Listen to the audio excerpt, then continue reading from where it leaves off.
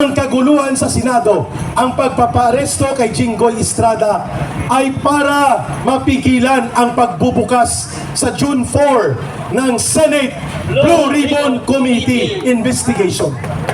Iyan ang inaantay natin. At sa mga nanonood sa ating mga independent vloggers at sa mga nandito na mga political commentators, magdagsa tayo sa Lunes hanggang Miyerkules. Ulitin po ni Eric, let us show kay Marcos at kila Romualdez na ang pagtatanggol sa Senado ay pagtatanggol sa buong bansa, na ayaw natin na gawin niyang salaula at balasubas ang Senado kapareho ng panahon na ito ay kinokontrol ni Tito Soto at ni Laping Lacson na nag-aakto ng mga ahente ng Malacanang at hindi tunay na senador ng taong bayan. Ano ang paliwagan natin, Brother Vince? Mga kababayan, bring a body, volunteer, Lunes, Martes, Miyerkules. Yayanigin natin ang kalsada ng Senado sa panawagan na tayo ay itutulak natin at lalabanan ang tangka ni Marcos Jr. na gawin niyang rubber stamp o basura ang Senado, at ang Senate Blue Ribbon Committee ay pipigilan niyang magbukas ng investigasyon kung saan titistigo si Saldico via Zoom. Kaya ayaw nilang magkaroon ng amendment to the rules. Ayaw nilang magtistigo ang mga bagman ni Saldico na nangungulekta at nagbibigay ng mali-maleta ng mga pera kagaya ni Paul Estrada, ni Mark Tiksay. Ayaw ni Marcos at ni Romualdez na magtistigo ang 18 former soldiers na nagdi-deliver ng mali-maleta mga pera. Ayaw ni Marcos at ni Romualdez na ipatawag si Lucas Bersamin, ang kanyang executive secretary. Ayaw niyang ipatawag si Adrian Bersamin, si Amina Pangandaban, si Manny Panbunuan ng DPWH. Ayaw nila na ang katotohanan ay sasambulat sa loob ng Senado at maririnig ng buong Pilipinas at ng buong mundo na ang pinakadakilang magnanakaw noon 50 years ago ay ang tatay niya. Ang sumunod na dakilang magnanakaw at mukhang hihigitan pa ang tatay niya, after 50 years ay ang anak na pareho ang pangalan, Marcos Jr. Iyan ang hindi pwedeng itanggi na katotohanan.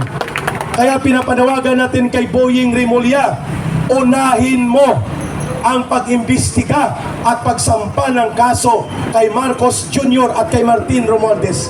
Saka kami maniniwala na ikaw ay hindi tuta ni Marcos at ikaw ay walang kwenta na uri ng ombudsman. Tama! Sabi nila, immune sa kaso ni si Marcos. Sabi lang nila yun. Sapagkat hindi naman po ipinagbabawal sa batas na pwede magsampa ng kaso kahit presidente yan kung ang katotohanan at ebidensya naghuhumiyaw at malinaw na siya ay sangkot. Pasimplihin lang po natin ang kwento na ito. Lahat ng budget ni Singkong Duling ay hindi lalabas kung hindi pinipirmahan ni Marcos ang budget. Klaro? Walang flood control na nanakawin kung hindi ilalabas ang pundo. Sapagkat ang nagpipirma ng budget, si Marcos. Pero sino ang operator para ang budget ay gawing sindikato? Ang kanyang pinsan na si Martin Tambaloslos Romualdez. Sana maintindihan ng ating mga kapulisan kung bakit galit na galit ang taong bayan. Hindi para sa kanila, sapagkat sila ay biktima din. Mga Pilipino din po ito, mga intelligence na nandyan sa gilid. Ang NBI, ang PNP, ang AFP, ang pamilya nila po ay nanggaling din yan sa pamilyang manggagawa, pamilyang magsasaka, pamilyang urban poor. Hindi sila nagpulis at hindi sila naging sundalo kung sila ay mga mayayaman. Kaya naman dapat maging maluwag din ang kanilang pagbibigay ng respeto sa mapayapang pagtitipon na ito ng ating mga kababayan sapagkat punong-puno na ang galit ng mga mamamayan. Hindi na yan mapipigilan. There is no way for Marcos but to go. Marcos resign. At kapag ang mga bulastog at tarantado na senador na miyembro ng Onsian Gang ni Marcos, led by Tito Soto in Ping Lacson, Ontiveros at Wow Dagat Pangilinan, at ang magkapatid na Tulfo ay magdrama-dramahan sa Lunes, they should also join Marcos to resign. Tama hindi? Tama! We do not deserve senators who are cover-up operators ng mga magnanakaw. Sila ay senador na inihalal ng mamamayan para sa Republika ng Pilipinas. Hindi po sila senador ni Marcos. Ang mga pulis, ang AFP, ang mga sundalo, at ang NBI, hindi sila pribado ng mga army ni Marcos o pulis. Sila ay pulis at sundalo ng mamamayan. At ang tungkulin nila, una sa lahat ay sa taong bayan, hindi kay Marcos, hindi kay Romualdez. Hindi si Marcos ang pinanggagalingan ng sahod ng mga pulis at sundalo.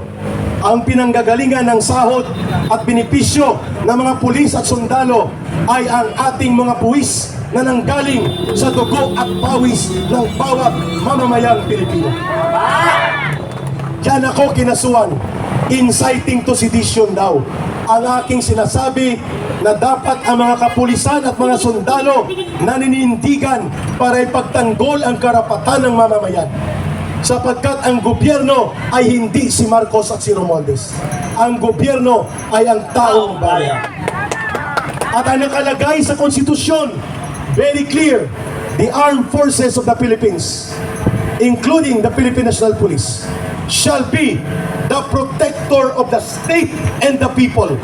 And Marcos and Romualdez, they are not the state, they are not the government, they are not the people.